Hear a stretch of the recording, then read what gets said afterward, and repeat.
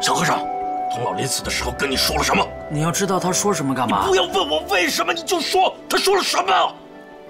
好，童老他在临死前，但是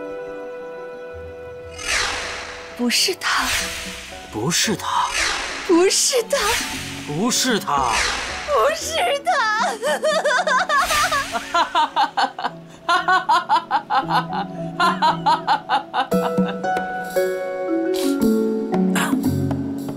没了啊，没了。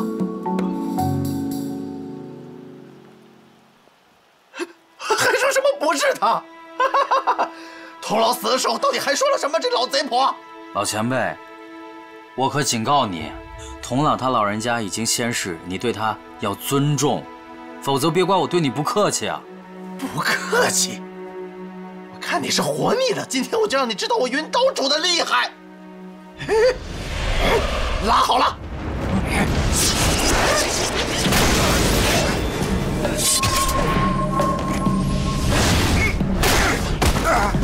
是卓不凡，卓不凡来了！卓不凡来了！卓不凡啊！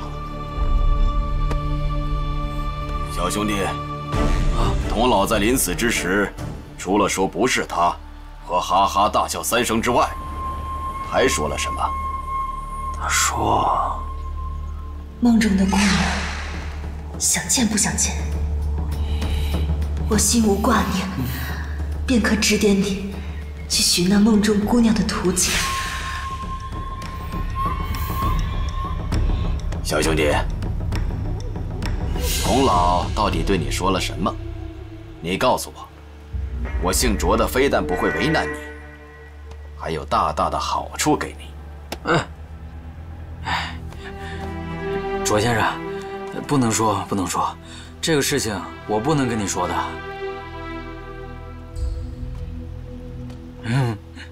为什么不能说？卓先辈，这句话只和我一个人有关系，和你们诸位真的一点关系都没有，所以我没办法告诉你们。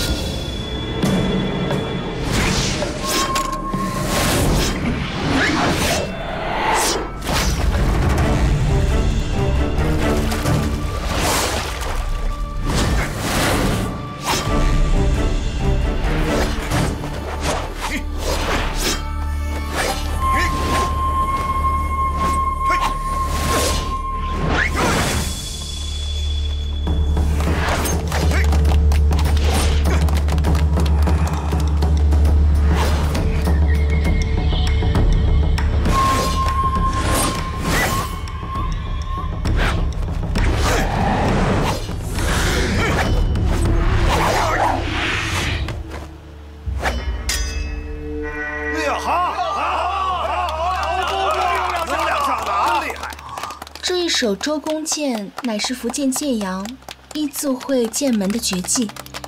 这位卓老先生，想必是一字会剑门的高手齐素。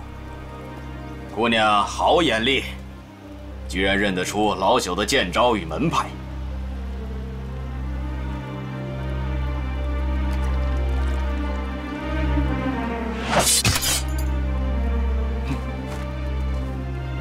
小兄弟，你将童老的遗言告诉我一个人，我这几招剑法便传了给你。卓不凡，你什么意思？你想独吞生死符的命运，挟持我等？就是，小子，童老到底给你留了什么遗言？你老实的告诉我，如若不然，让我们这些人把你乱刀分尸了，那滋味可就不好受了。小兄弟，你莫怕，童老的遗言，你只需要跟我一个人说。倘若有第3个人知道，我这剑法便不能传你。卓老前辈，这句话我真的不能跟你们说。你们就算打死我，我也说不了这句话。另外，卓老前辈，您的剑法真的是卓越超群的，但是在下不想学。好小子有骨气，他的剑法学了没什么用，大家说是不是？是。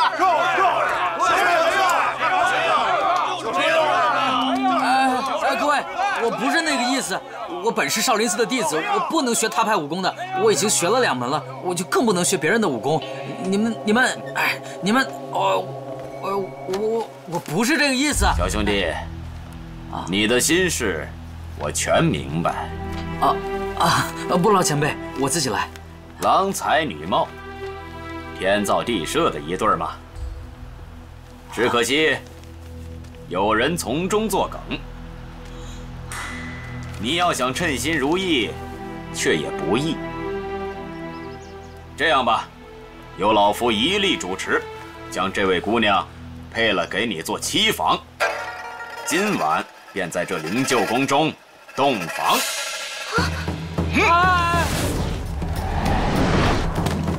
王姑娘小心！段公子。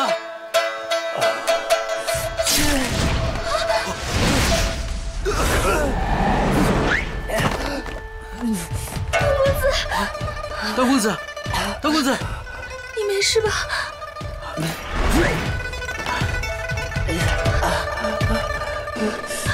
段公子，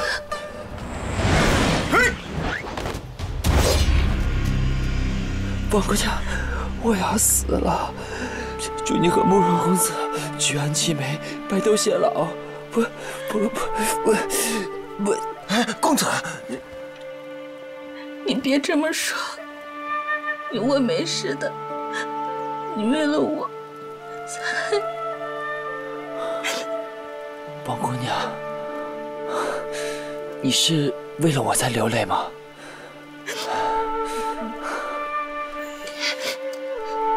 王姑娘，我段誉此生能得如此，就算再让他扎我几10剑、几百剑，我也是心甘情愿的。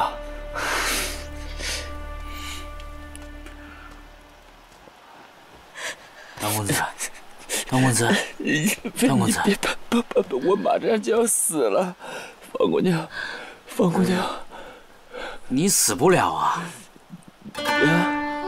王姑娘，你也不用太过伤心，段公子这伤3、4天就能好了。你说真的吗？他死不了，3、4天就好了，连药都不用敷。臭小子，你找死！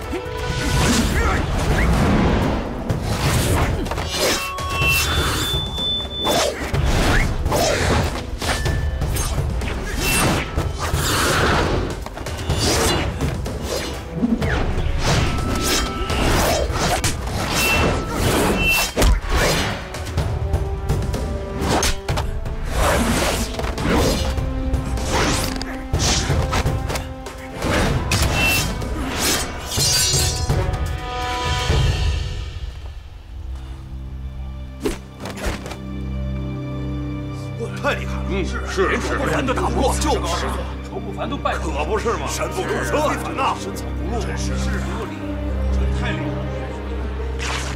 害了！卧虎藏龙的，就是太弱了，连周不凡都打不过，就是。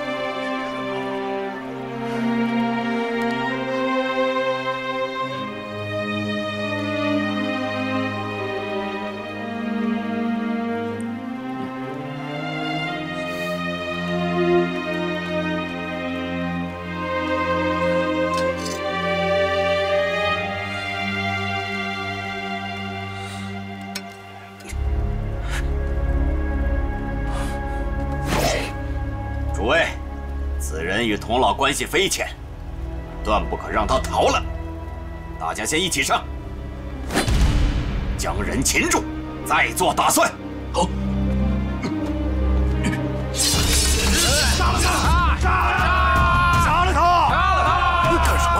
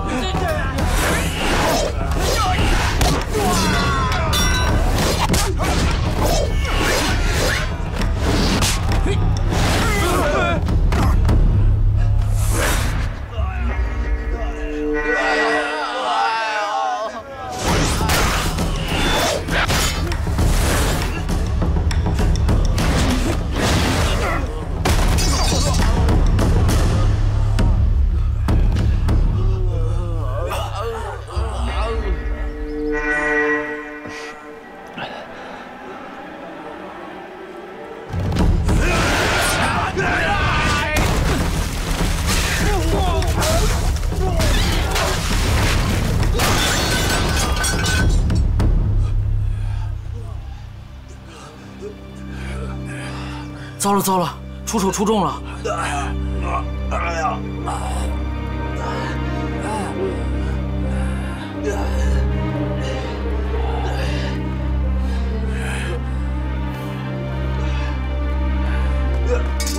老前辈，不好意思啊，把剑还给您。我卓不凡终日打鹰，不想今日被鹰啄瞎了眼。小兄弟，果然身手不凡。老前辈，佩服，佩服。后会有期。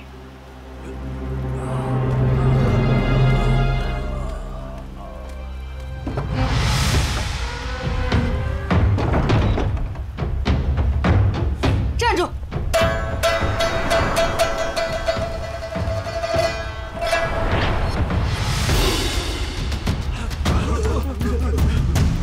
灵鹫宫是什么地方？容得你想来就来，想走便走吗？童姥姥坐下4侍婢参见虚竹先生，侍婢迎接来迟，还请主人恕罪。快免礼，快起来，快起来，快起来，起来，不敢。谢主人。主人，婢子4姐妹一胎孪生，童姥姥给婢子取名为梅剑。这3位分别是兰剑、竹剑、菊剑。适才遇到各部姐妹，得知诸般情况，现下婢子已将大门关上，这些大胆作反的奴才该如何处置？还请主人发落。生死符！生死符！是啊，生死符又不错！救命啊！这可怎么办呢？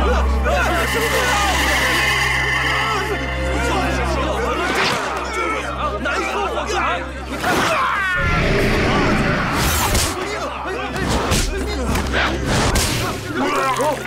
生死符又来了！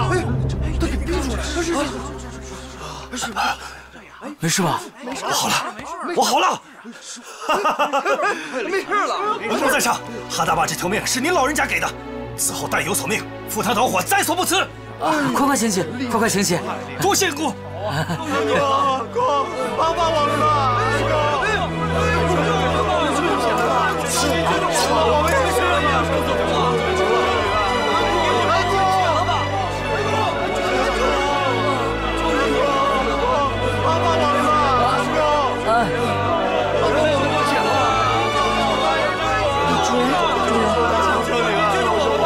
我们也是小心！各位，听我说，我会制生死符，只要你们告诉我种在哪个穴位上，告诉我，我会一一为你们诊治的，好吗？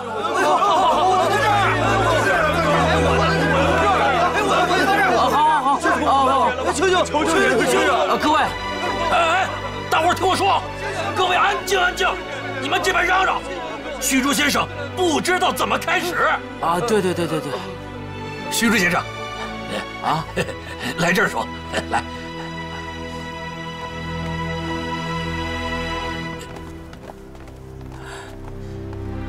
各位，在下不才，承蒙童老前辈传授了这破解生死符的法门，只要是知道种在哪个穴位上的，我都能一一诊治。这不知道种在哪个穴位上的话，在下辨认穴位的方法还是尚为肤浅的。但是，只要你们不着急，给我一些时间，我一定会找到方法，直到给你们治好为止。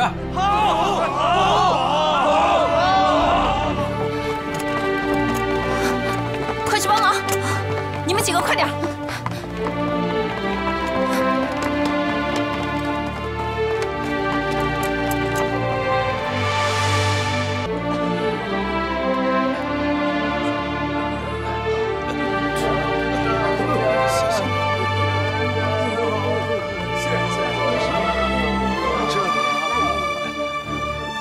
表哥，我看虚竹先生有些忙不过来，要不我们去帮个忙吧？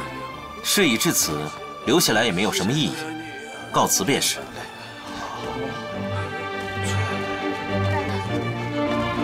表哥，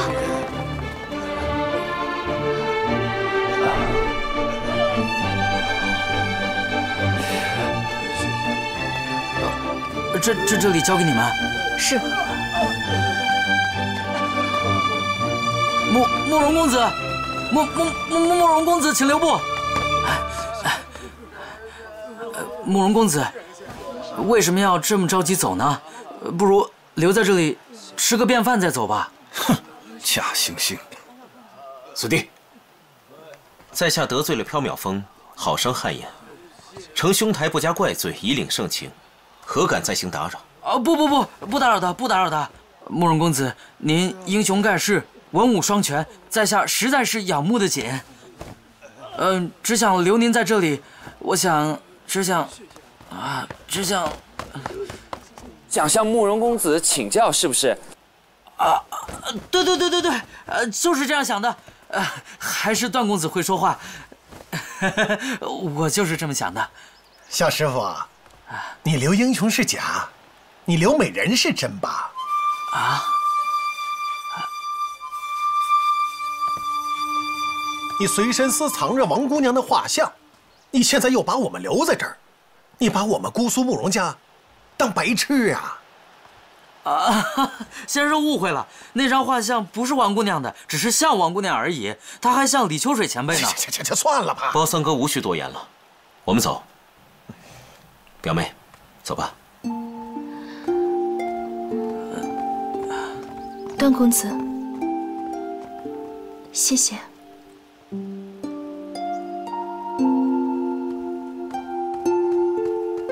王姑娘，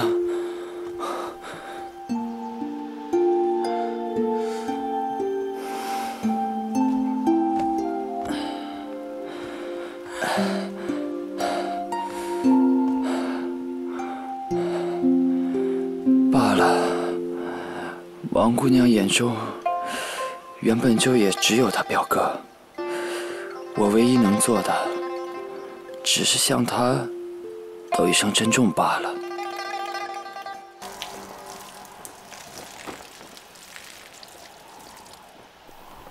姥姥，您就这么走了？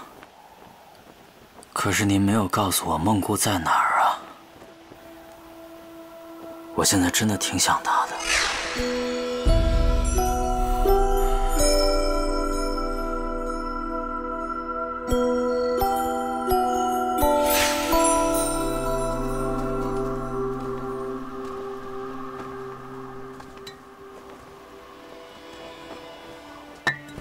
仁兄啊，你我二人同病相怜，这铭心刻骨的相思，却何以自遣？段施主听到我刚才说的话了。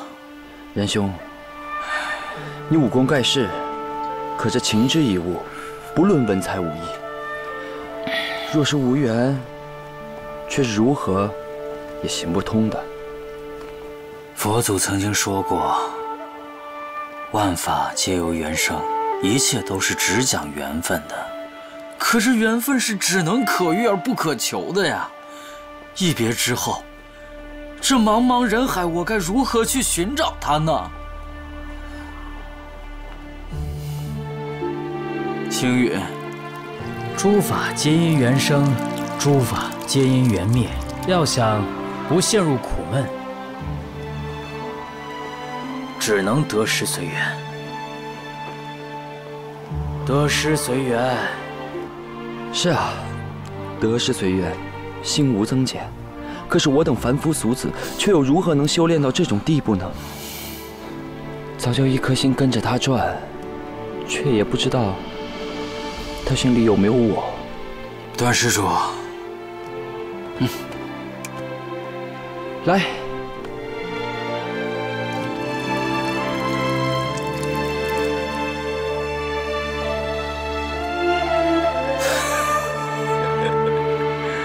段施主，你苦恼的是他喜不喜欢你。我连他姓甚名谁，身在何处都不知道。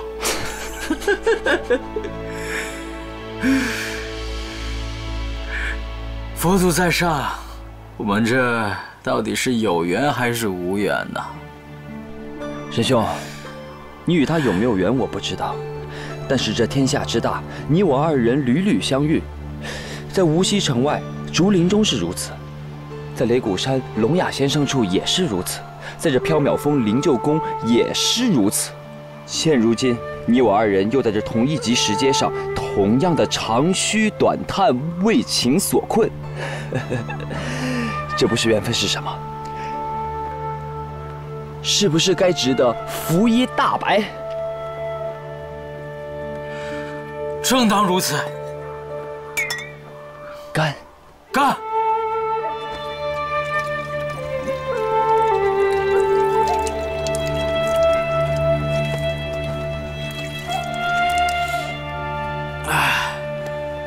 痛快！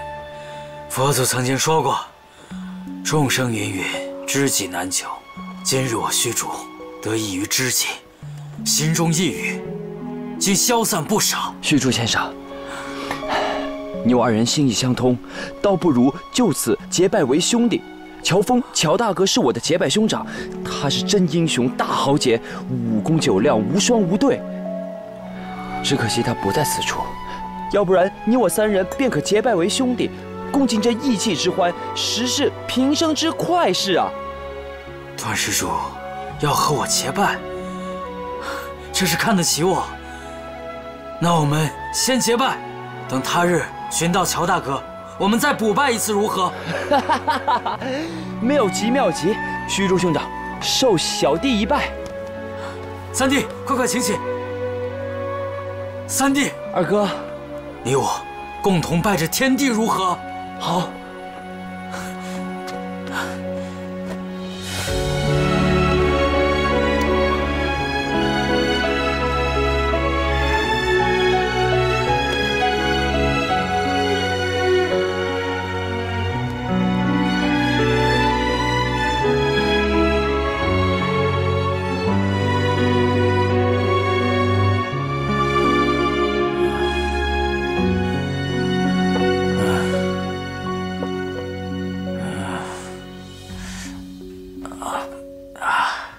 主人醒了，漱漱口。谢谢。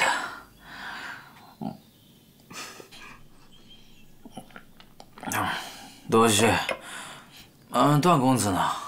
主人昨晚喝多了，段公子已下山去了。临去时，命弟子禀告主人，说待灵鹫宫中诸事定当之后，请主人赴中原相会。他走了，我还有好多事要请教他呢。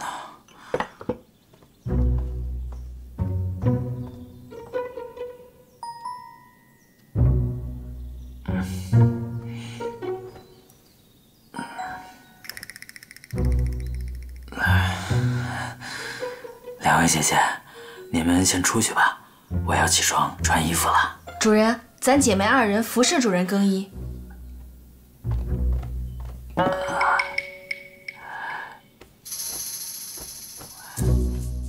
哇！我自己来，我自己来。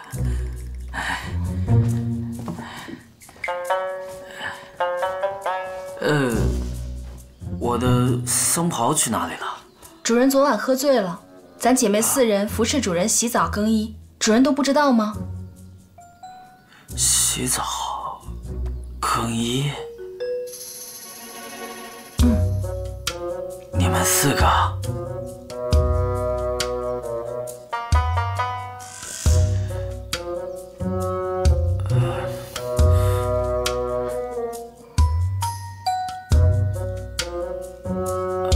主人有什么不对吗？哎呀，我是个男的，你们是女的，你们怎么可以昨天晚上把我给洗了呢？咱4姐妹是主人的侍女，便为主人粉身碎骨都是应当的。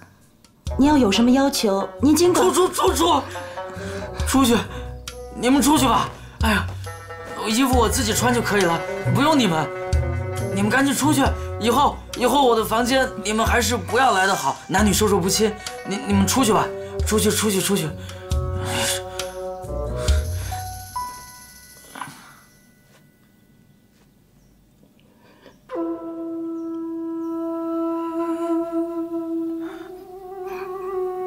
你们怎么哭了？主人要我们出去，不让我们服侍，定是讨厌了我们。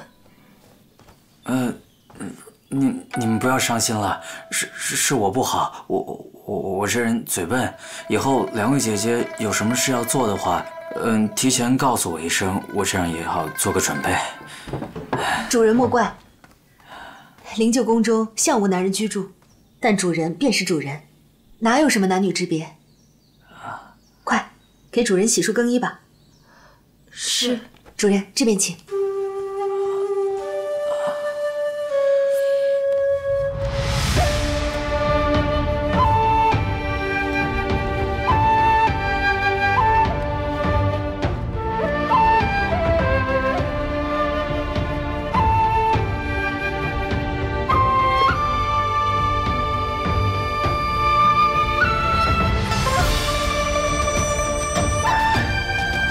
几位姐姐，还有很多岛主和洞主的生死符没有拔出呢。我已经让他们安排好了顺序，在厅上等候，只等主人用完早饭，便替他们医治。那我看这生死符，一饭挺厉害的。我反正现在也不饿，我们就现在去吧。是。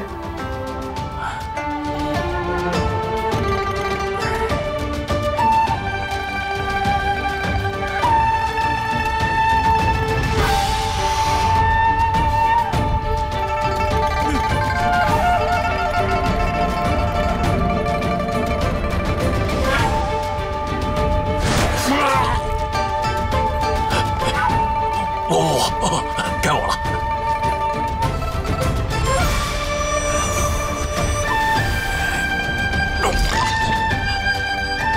谢尊主救命之恩。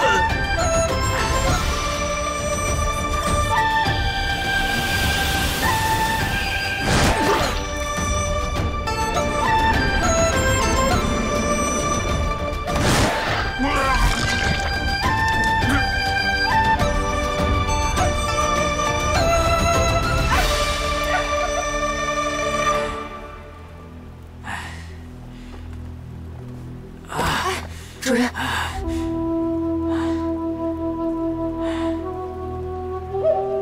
各位，抱歉，虚主天性驽钝，对于这拔除之法掌握的还不是熟练。这样下去的话，一上午只治得了4个人，大家免不了还要多受一些痛苦。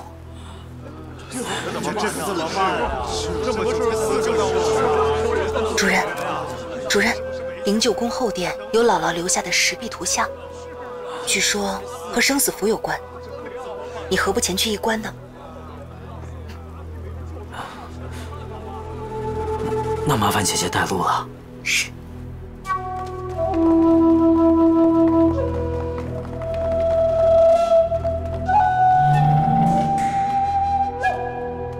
主人请进，这便是实室了。哦。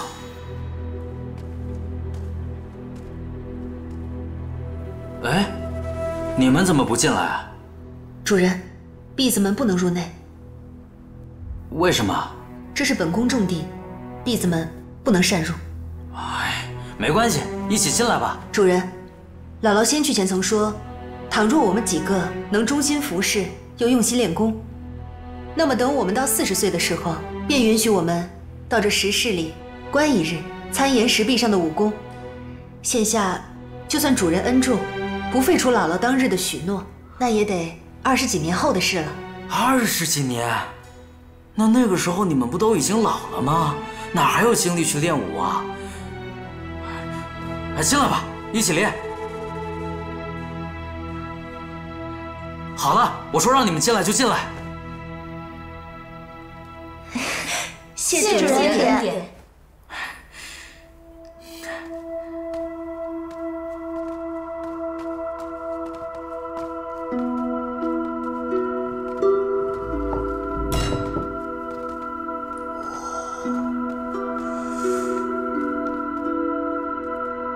主人，这些图像好像是按顺序排列而成的。主人，按顺序，我们应当先看甲一之图。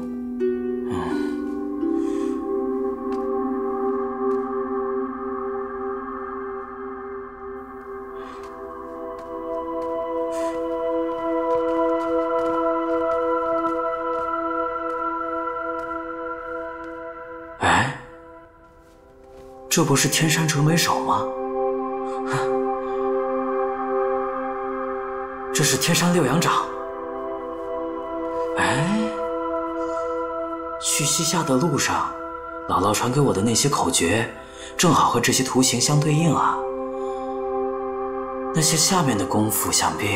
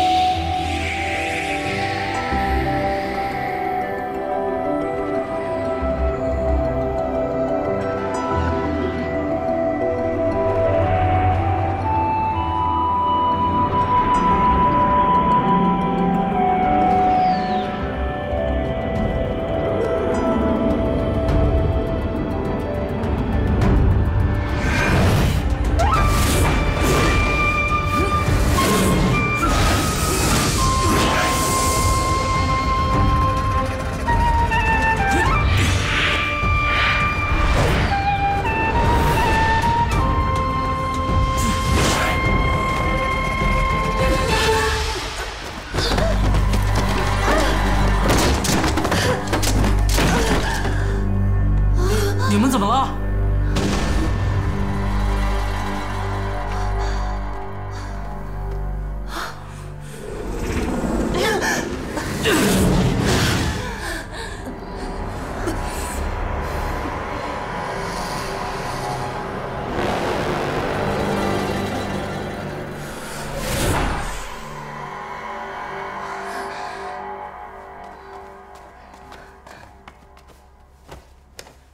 多谢主人替弟子们疗伤。四位姐姐不必多礼，快快请起。多谢主人。四位姐姐，刚才到底是怎么了？为什么你们忽然之间晕厥过去了呢？主人，婢子们功力低微，不能练这些武功。啊？当年姥姥要求我们40岁以后，才能每年到这石室中来看图一日，原来真是大有深意。这些石壁上的武功太过深厚了，弟子们真气不足，一照练习，便即刻进入了经脉岔道。幸好主人及时相救，要不然我们恐怕是会永远瘫痪了。姥姥对我们期许甚切，盼望我们姐妹到40岁后便能习着上乘武功。可婢子们资质庸劣，怕是再练20年也不敢进这石室。哎呀，都是我不好，我不应该让你们进来的。主人何出此言？那是主人的恩德，是弟子们自不量力。主人功力深厚，练就这些高深武学却是大大有益的。姥姥就常常在这石室中经月不出，就是为了揣测这些石壁上的图谱。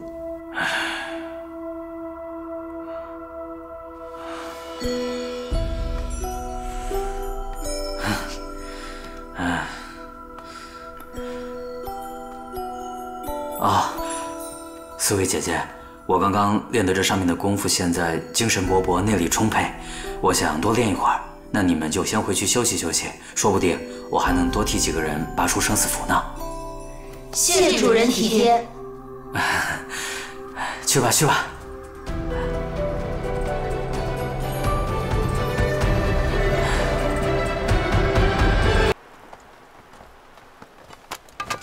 参见尊主。大家不必多礼，快快请起。谢尊主。大家身上的生死符已经拔除殆尽，不会再有任何的后顾之忧了。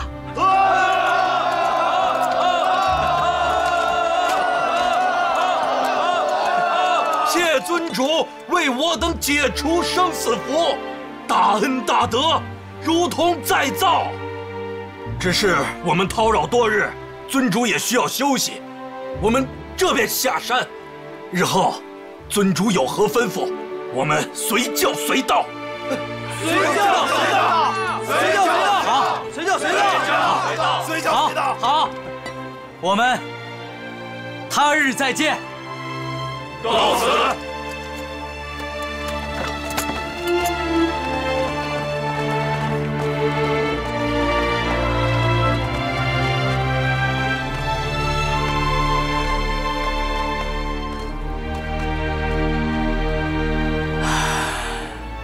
我也想下山了。主人是有什么事要办吗？属下派人去就行。你们有所不知，我是一个孤儿，是寺中的师傅们把我抚养长大的。此次我佛门无戒尽毁，如果我不回少林寺领罚的话，也未免太过忘恩负义了。我一定要回到少林寺，如实的把情况跟方丈和师傅们说清楚，然后甘心领罚。可是主人，玉婆婆，我自此不在灵鹫宫中，宫中的大小事务还劳烦你和众姐妹们一同商议才是。辛苦了。是。主人，既然你想下山，那我们姐妹几个一同陪同您下山好了，这样我们也好服侍您。这怎么可以呢？我是回寺中领罚的，身边再有婢女，这叫什么事吗？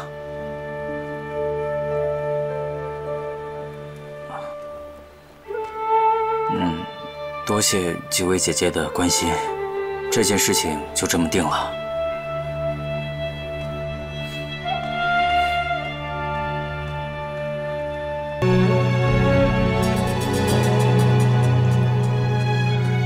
一别数月，我却干了许多违反清规戒律之事，也不知道方丈和师父是否能见恕，许我再入佛门。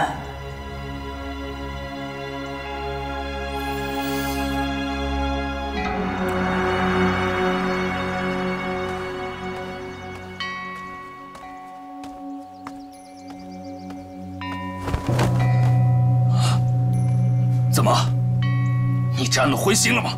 是，而且不止沾了荤腥。你喝了酒了吗？师父在上，弟子所犯戒律，还有更胜于这些戒律的。跪下！你小小年纪，胆大妄为，你敢犯那么多戒律？今天我要是不揍你一顿，难消我心中的恶气。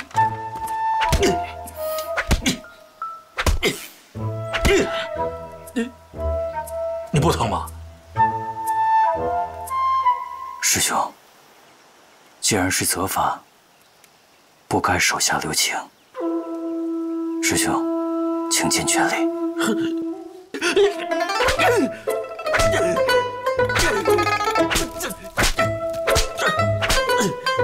师兄打得好，师兄打得对。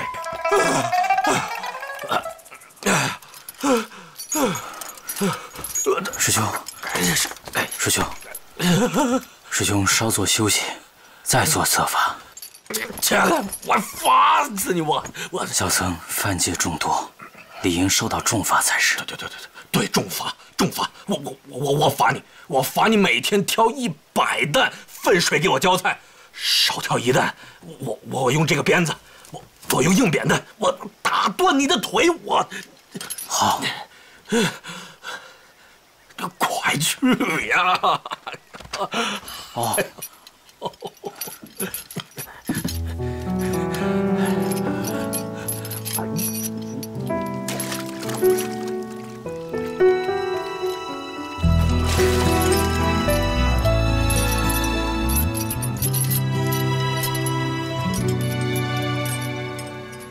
这一世人，谁在笑我不疯魔不成活？终身已经山口海阔，一切皆有所得。前尘事多，竟然浓墨，等它干涸再着色。繁星几春，千秋万壑，借雨泪滂沱。人生若有你多，这生死又如何？何惧让我却化作强河？年少你多情到碎梦，不过是江湖一夜波。人生若有你多，其富贵又如何？何问这对错的是空色？若跨过轮回寻因果，这命运奈我何？今生若有你多，其富贵又如何？何问这对错的是空色？年少你多情到碎梦，不过是江湖一夜波。今生若有你多，其富贵又如何？何问这对错的是空色？若跨过轮回寻因果，这命运奈我。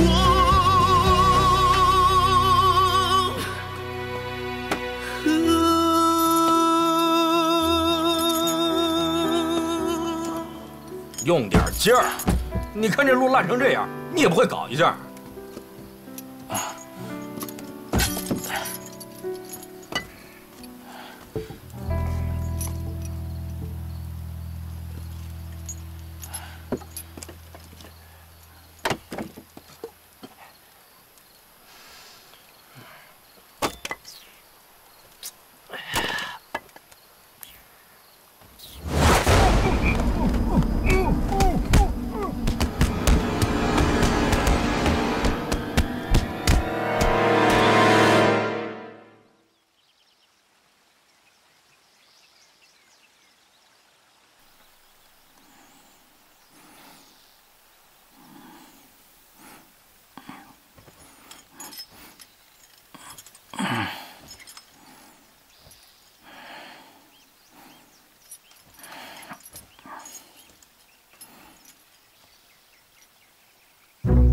哎呦，师兄，师兄，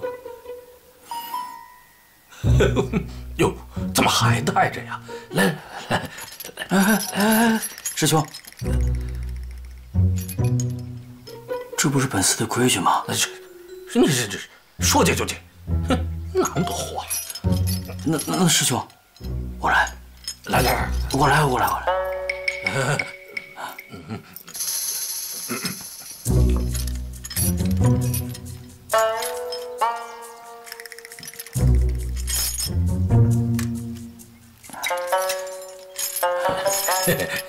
师兄，喝水。多谢师兄。这两日多有得罪啊，您大人不计小人过，好不好？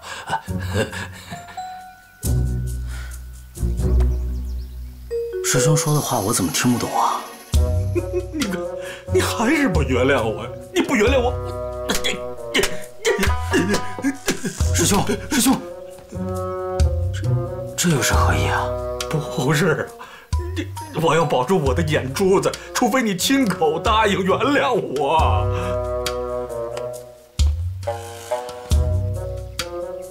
师兄，你这说的又是哪里话？我从来没有说过要挖你的眼珠子呀。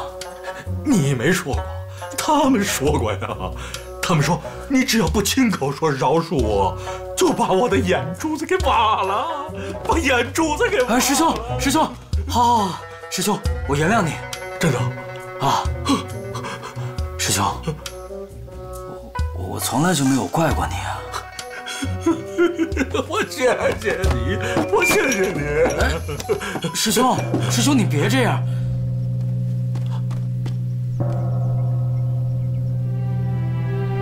方丈急中鸣重，必是庙里出了什么大事了。师兄啊，我可以去看看吗？可以，快。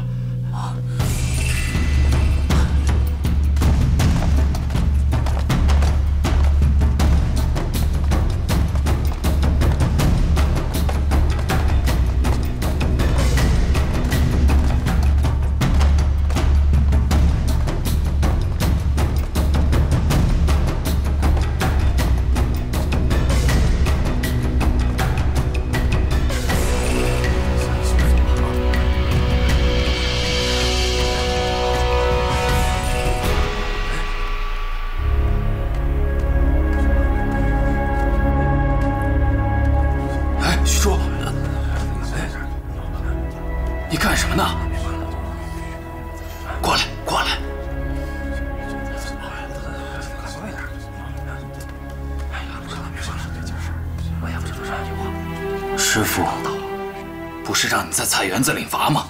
你跑这儿来干什么？师傅，我在菜园子听到敲钟的声音，所以我就跟方丈来了，方丈来了，方丈来了，方丈对了，方丈，站好，站好，来，站这儿。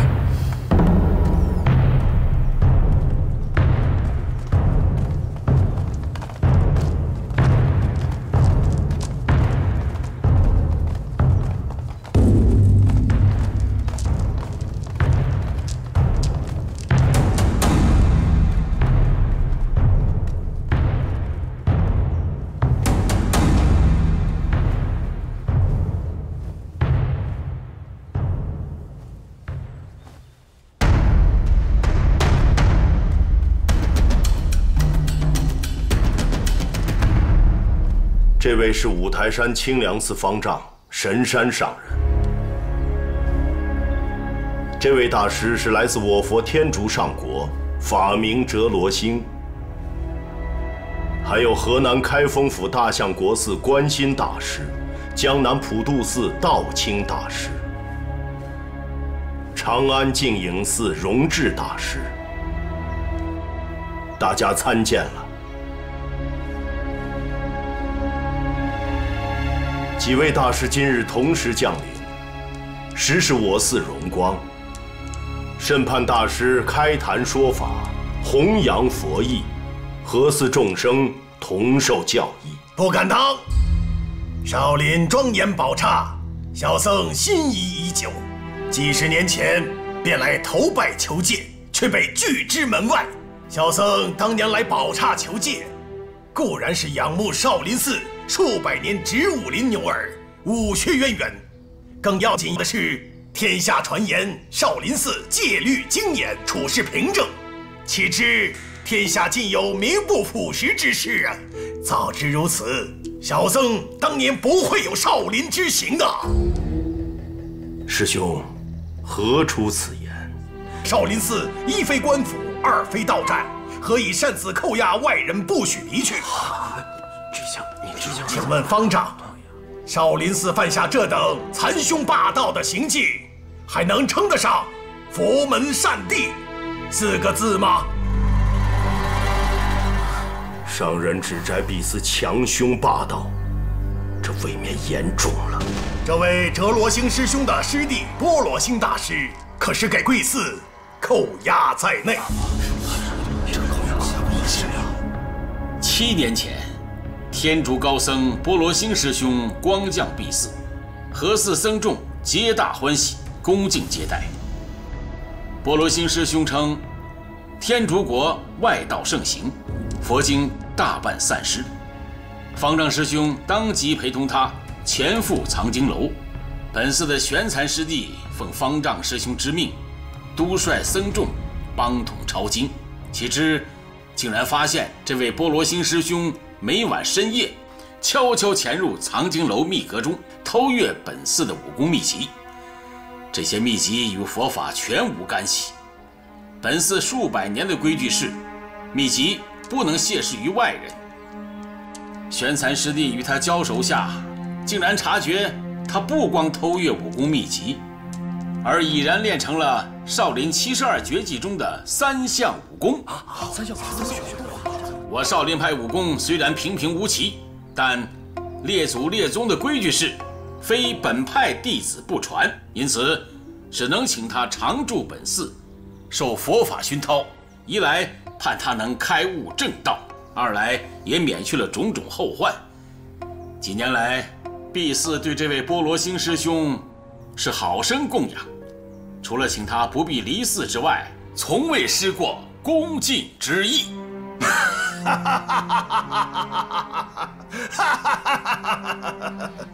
武功高下，全凭个人修为，拳经剑谱之类实属次要。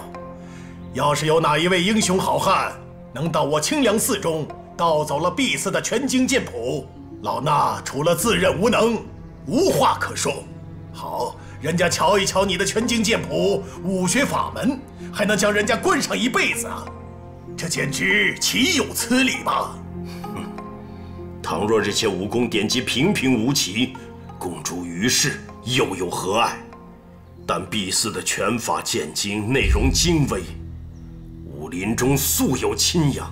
倘若如果有外人把他盗去，公诸于外，辗转落入那些狂妄自大、心胸狭隘之辈手中，那将是祸害无穷，绝非是武林之福啊！这罗星万里东来，难道方丈连他和师兄弟相会也是不许吗？今时二位步步紧逼，老衲若不肯让波罗星师兄出现，好像是少林寺理亏了。有请波罗星师兄。有请波罗星师兄，有请波罗星师兄。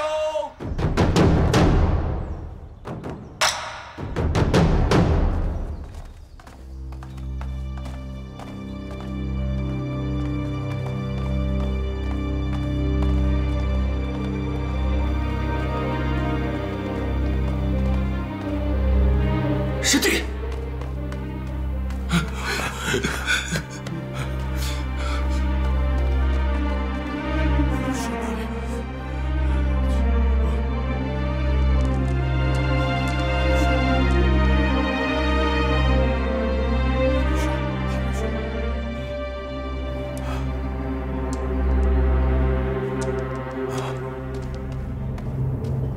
少林寺方丈说假话。波罗星根本没有偷武功书，他只看了佛家书。波罗星师兄，你若撒谎，就不怕堕阿鼻地狱吗？我绝不撒谎。我少林派的大金刚拳法，你偷看过没有？没有，我只借看了部《金刚经》。我少林派的般若掌法，你偷看过没有？没有，我只借看了小品《般若经》。那么我少林派的摩诃指诀，难道你也没有偷看过吗？那日我玄残师弟遇到你的时候，你不正是偷了这个指诀，从藏经阁溜出来吗？小僧只借过一部《摩诃僧之律》。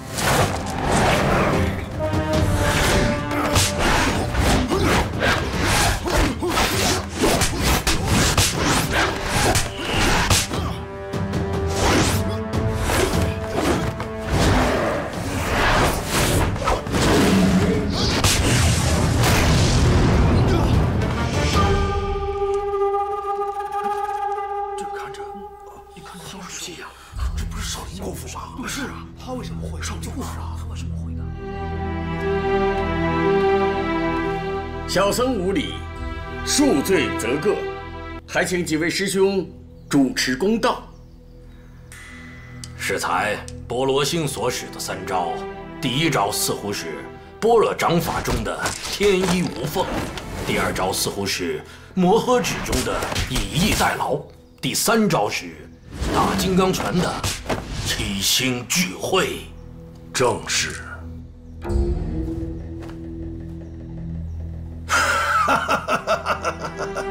中土佛门果然受惠于天竺佛国不浅啊！当年达摩祖师携天竺武技东来，传入少林，东西为一，万法同源，可以说是武学中的无分别境界了。本寺的佛法与武功都传自达摩祖师，一点不假。但这般若掌法，乃是本寺第8代方丈圆圆大师所创。摩诃指诀是一位在本寺挂单40余年的七指头陀所创，而这大金刚掌法，则是本寺第11代通字辈6位高僧，穷36年之功，共同研究而成。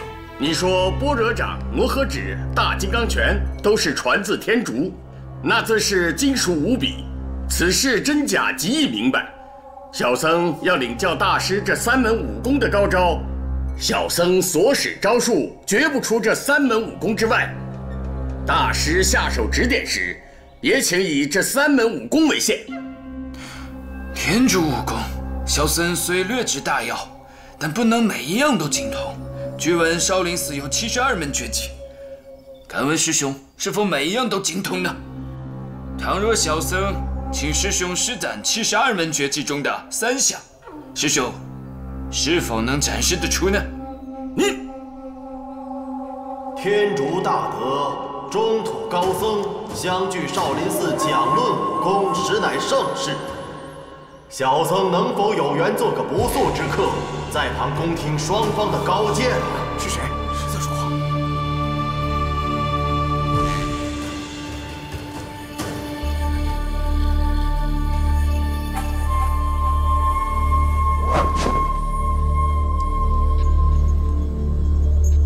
既是佛门同道，便请光临吧。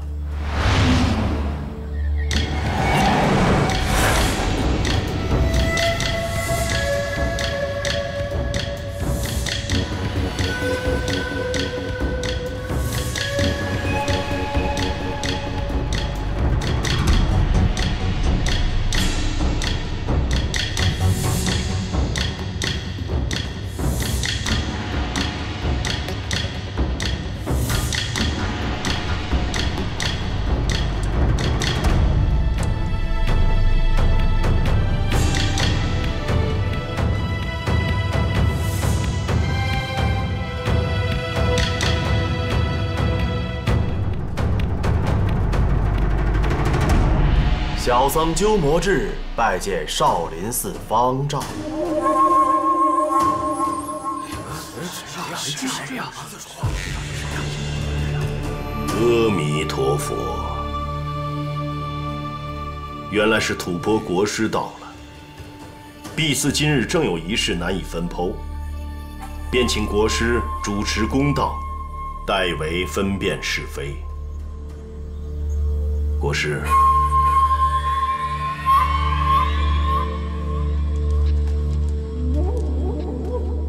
方丈要小僧来主持公道，万万不敢。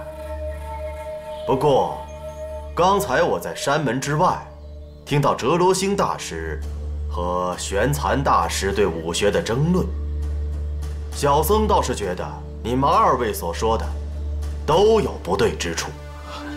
敬请国师指点开示。哲罗星师兄，你刚才说少林寺的72绝学，似乎没有人可以门门精通，此话差矣。而师兄，你刚才说的摩诃指、般若掌和大金刚拳，乃是贵寺的秘不外传的绝学，除了少林寺嫡传弟子之外，外人不可能知晓。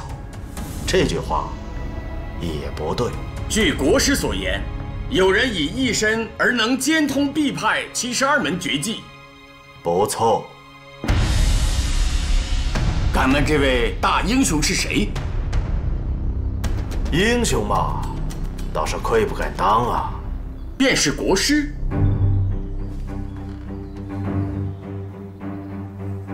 正是。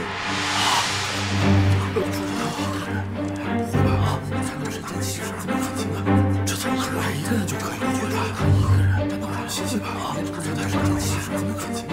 这怎么一个人就可以？国师并非我少林派中人，然则摩诃指、般若掌、大金刚拳等几项功夫，却也精通吗？那就请诸位大师多多指点。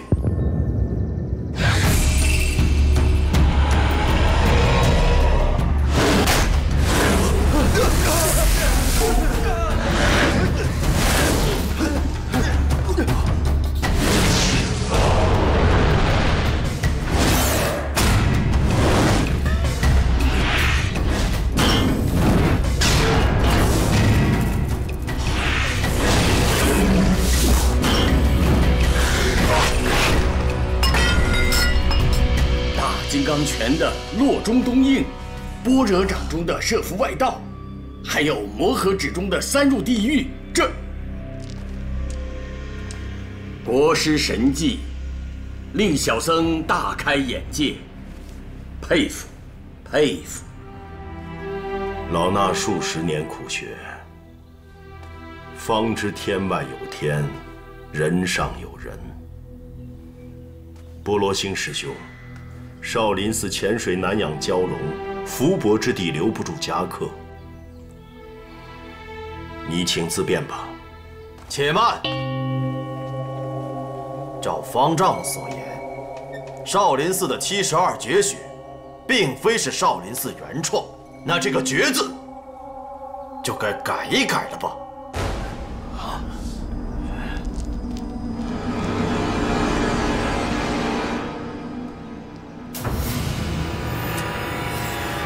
但是师父，这鸠摩智他武功实高，但是他用的不是我们少林寺的武功。瞎说！方丈都没有异议，你如何敢说这样的话？鸠摩智国师连使的3门绝技，你连学都没有学过，又怎知他不是我少林武功？愚蠢，愚蠢！师父，是真的，他用的武功虽然是，但是我们少林寺的招式，但他的内功不。别说了。怕了，方丈师兄，你不如依小僧所言，今日就将这少林寺散了吧。国师已占上风，其本寺方丈也允许天竺番僧自行离去，为何还要如此咄咄逼人，不留丝毫余地？小僧我独自一人来到中土，就想见识一下少林寺的风范。今日见了诸位大师的言谈，见了大师们的举止，还不如南疆大理国的天龙寺。小僧我也是大大的失望啊！大理天龙寺枯荣大师和本因方丈佛法渊深，凡我世弟子无不敬仰。出家人早已断了争强斗胜之念。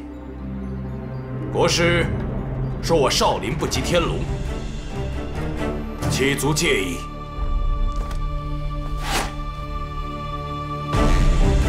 早就听闻玄度大师的拈花指练得出神入化，若今日能够得见，那也是3生有幸了。谭师傅，谭师傅，怎么样？你没事吧？没事吧？怎么样了？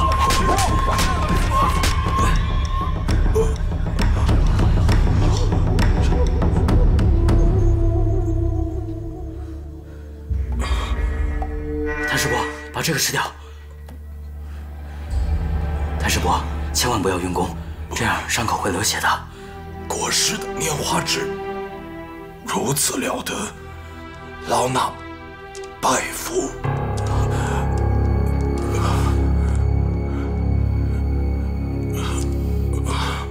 谭师伯，这个人用的不是拈花指，也用的不是我们佛门的武功。虚竹，别瞎说。你说小僧我用的这拈花指不是佛门武功，那你把少林寺的绝学置于何处呢？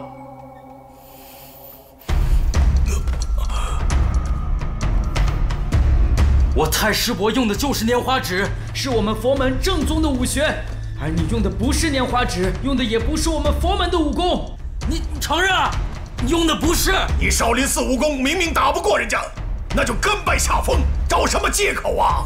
哎呀，是啊，我没有找借口，他用的不是拈花指，师傅，他用的真的不是拈花指，他用的不是佛门。既然打不过人家，也就回来吧。对呀，这位师傅，他用的不是我们佛门的武功，他用。一推之下，他还在狡辩，那是打不过人家。对呀，不行，哎呀，回来吧，啊，虚竹，也就回来吧。对呀，你怎么知道的？是不是？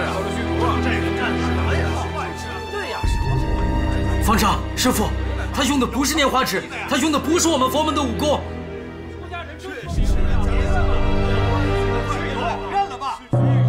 谭师伯，他真的用的不是佛门的武功，不是佛门武功啊！谭师伯，你们听我说，他真的用的不是少林的武功啊！就不相信我呢？他真的用的不是莲花指，不是少林武功，你们怎么就不相信我呢？真的不是少林武功。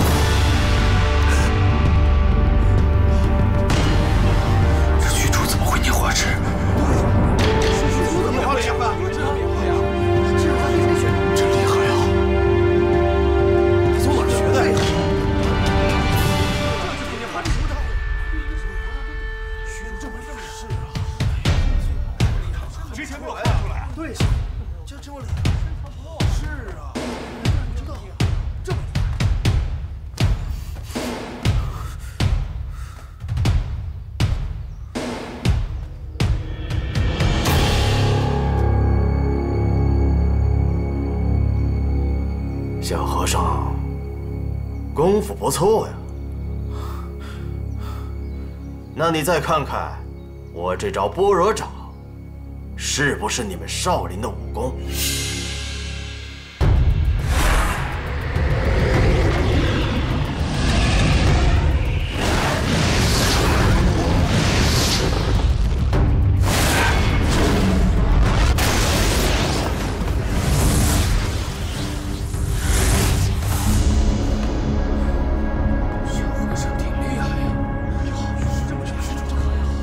和尚，你用的不是少林寺的武功吧？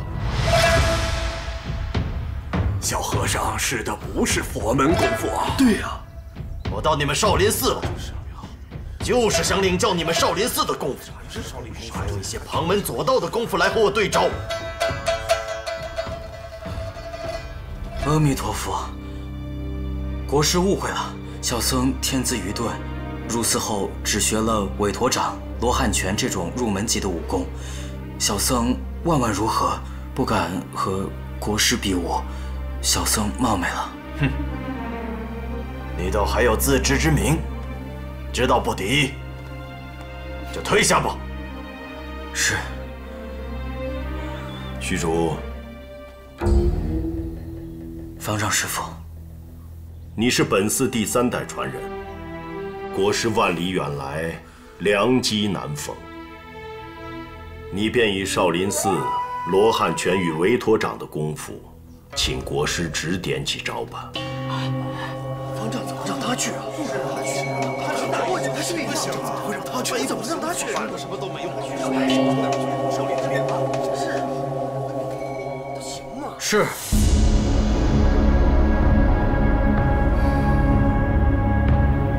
阿弥陀佛。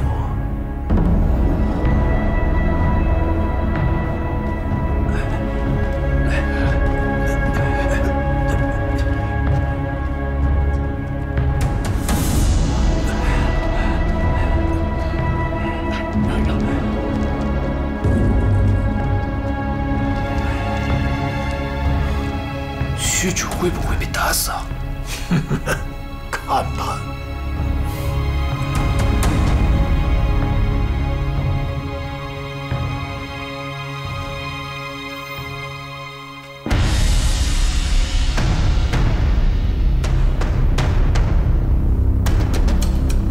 阿弥陀佛。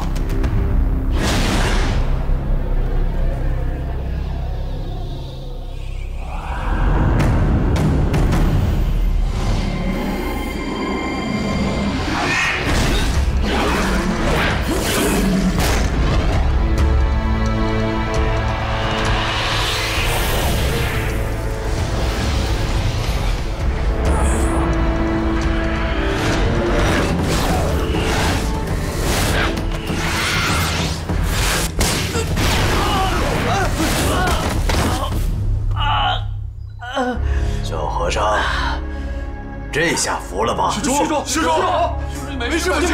怎么样了？没事吧？施主，难道是北冥神功护体？持他此权并无大碍。受我一拳竟无事。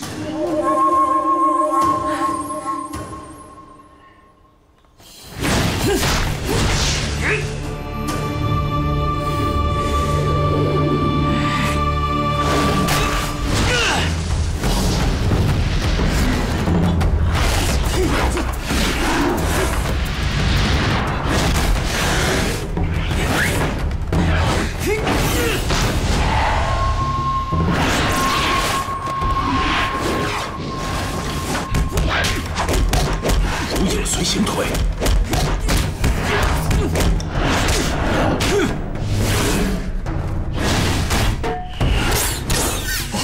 这是多罗之法。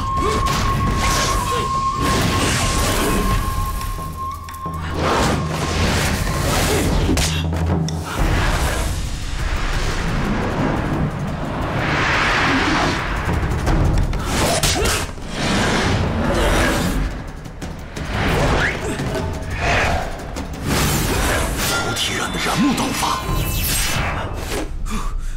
好快！千手如来掌，真是厉害呀！此人自称一身兼通本派72门绝技，莫非大言虚语？虚竹仅需一招黑虎掏心就能应付自如，甚是难得呀！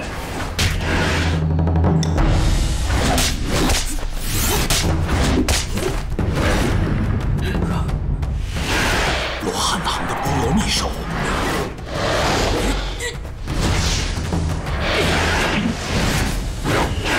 大叔背手，阴陀魔爪。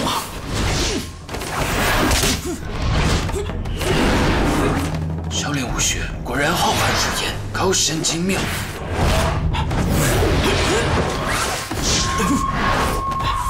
主人，小心！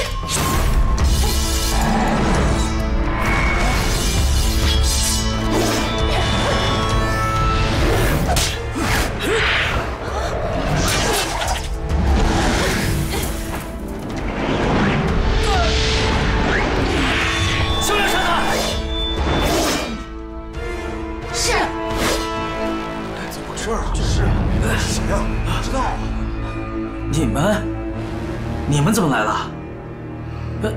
你们怎么这身打扮？主人，这都主人，为什么？怎么回事啊？谁？对呀，这少林寺不光以众欺寡，而且还暗藏春色。春色？哪来的春色？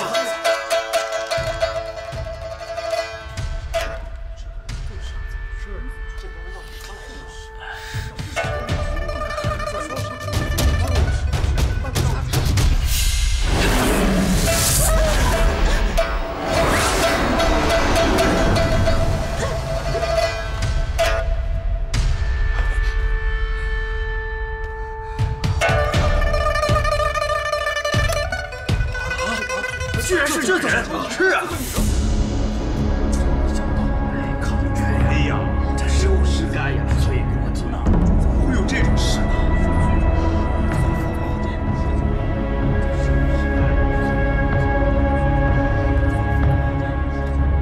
列位师兄，还是先请示斋饭吧，再做论处。少林寺除玄字辈众位师兄弟外，其余众生各回僧房。虚竹、慧伦，你们留下。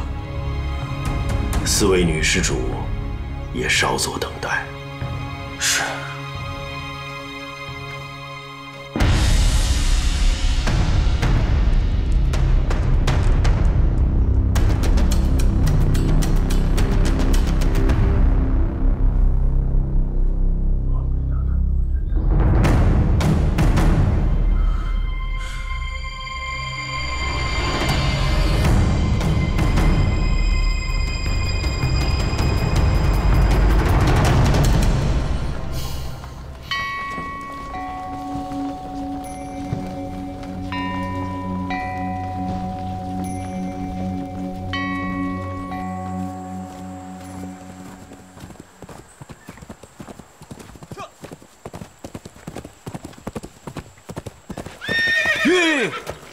来者何人？姑苏慕容复。啊，原来是慕容公子，我乃丐帮弟子。本帮帮主庄聚贤，为使中原武林上下归心，不日将亲往少林，与玄慈方丈争夺武林盟主之位，特邀各位英雄、各位豪杰前往一同见证。告辞。这。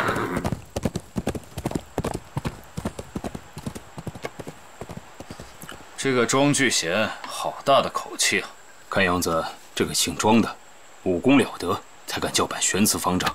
不过丐帮内讧，他不忙着收服帮众，反倒去招惹少林寺，未免太不明智。非也，非也。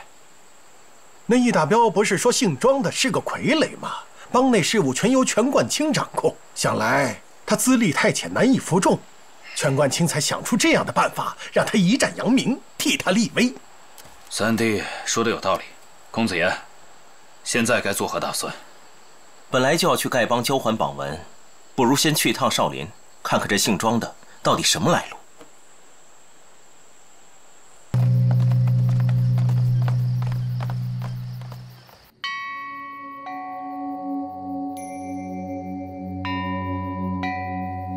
原来如此，若非你有此番奇遇，又怎能敌得过吐蕃国师的神通武艺？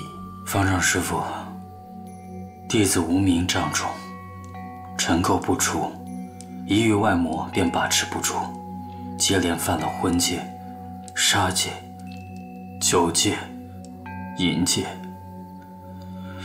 弟子还背弃本门，学练旁门外道武功。招致4位姑娘来我少林寺，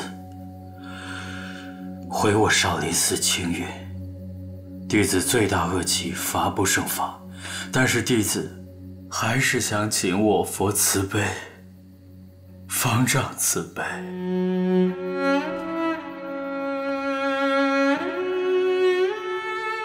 各位师兄师弟，虚竹有此番遭遇，委实大异寻常。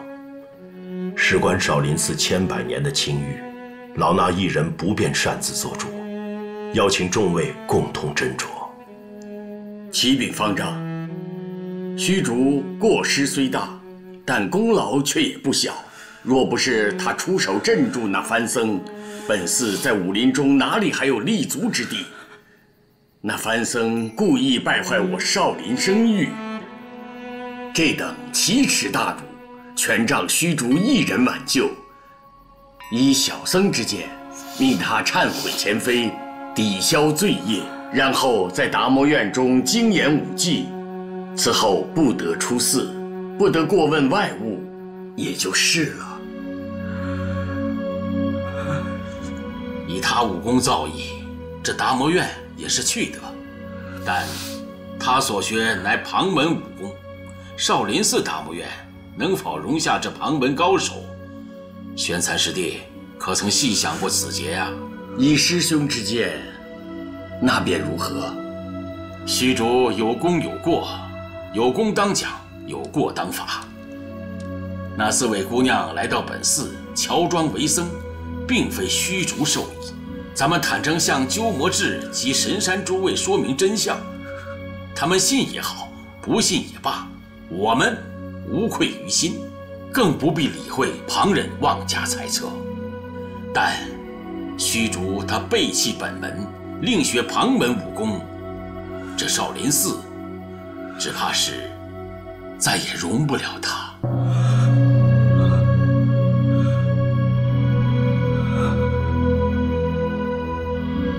虚竹仗着自己的武功连犯诸般戒律，本应废去他的武功，逐出山门，怎奈他之前的武功早已为人化去，现在的武功并非出自本门，咱们无权废去。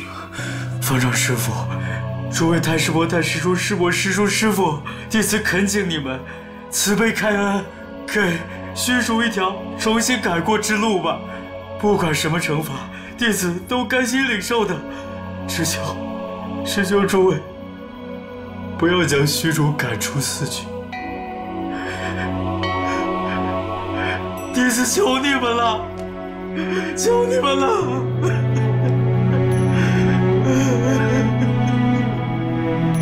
求你们了。虚竹，方丈，且听老僧一言。眼前还有6件大事尚未妥善解决，若现在将虚竹逐出寺去，那可难了。师弟所说的6件大事，第1件是鸠摩智未退，其2是波罗星偷盗本寺的5经，那第3件乃是丐帮新任帮主庄聚贤欲为武林盟主。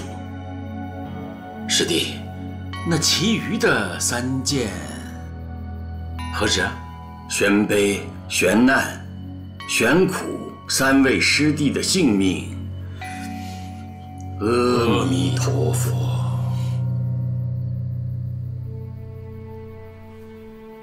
老衲只为本寺方丈，于此6件大事，无1件能善为料理，为师汗颜。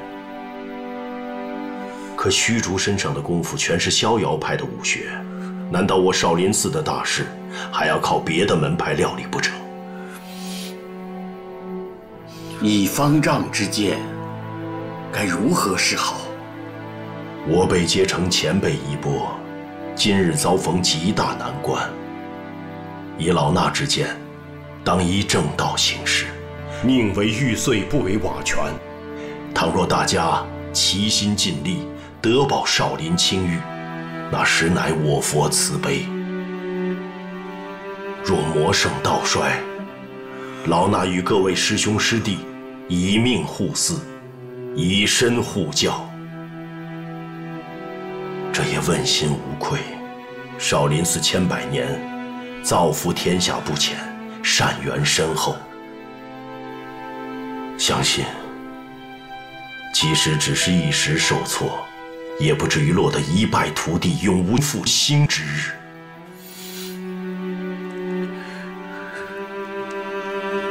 方丈高见，愿遵法旨。玄寂师弟，明日一早，你来执行本寺戒律，给大家一个交代。是。玄参师弟，烦请你通知吐蕃国师与众位高僧，明日请他们到演武阁来，做个见证。是。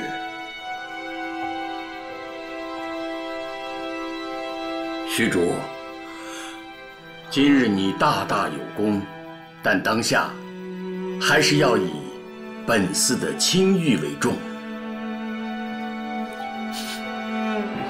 请方丈师父，诸位太师伯、太师叔放心，明日我绝不让外人看到我有为所乞怜之相，让他们外人看不起我佛门弟子。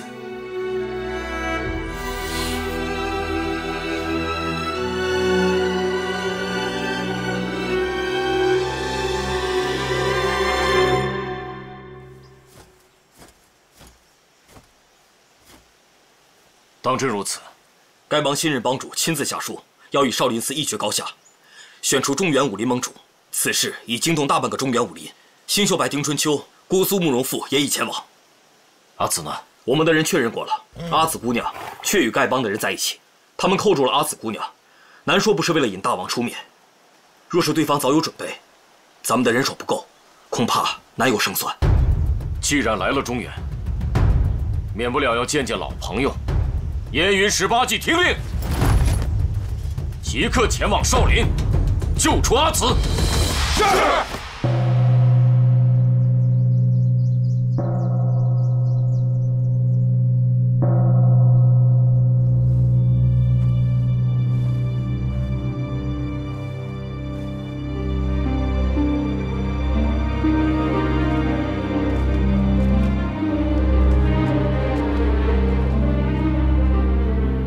国师，列位师兄师弟，少林寺虚字辈弟子虚竹，身犯杀戒、淫戒、酒戒、荤戒4大戒律，私学旁门别派武功，擅自出任帮派掌门人。少林寺戒律院首作玄记，便依律惩处，不得宽待。虚竹，方丈所指罪业，你都承认吗？弟子承认。弟子罪孽深重，没有什么想辩解的。弟子甘愿受罚。虚竹，擅犯杀、淫、荤、酒4大戒律，罚你当众重打100棍，你心服吗？弟子心服。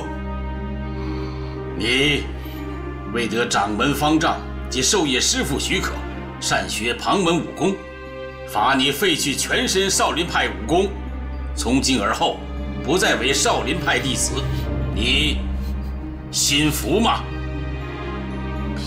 弟子心服，太师叔慈悲。可惜，可惜，你既为逍遥派掌门人，为缥缈峰灵鹫宫的主人，便当出教还俗，不得再为佛家弟子。从今而后，也不再为少林派僧侣了。如此处置，你心服吗？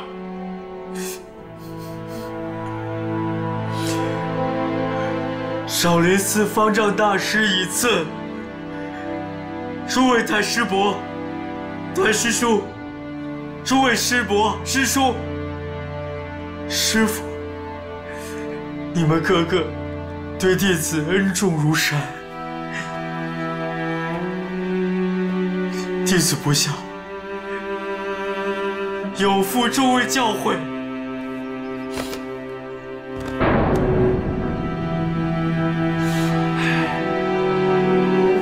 弟子不孝，有负诸位教诲。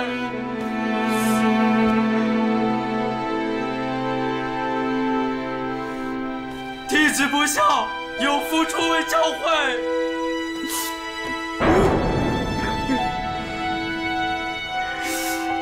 方丈师兄，玄寂师兄，依小僧所见，小佛兄迷途知返，大有悔改之意，何不再给他一条自新之路呢？师兄指点的是，但佛门广大，天下何处不可容身？虚竹，罚你破门出界，绝非对你心存恶念，断你皈依我佛之路。天下庄严宝刹，何止千万？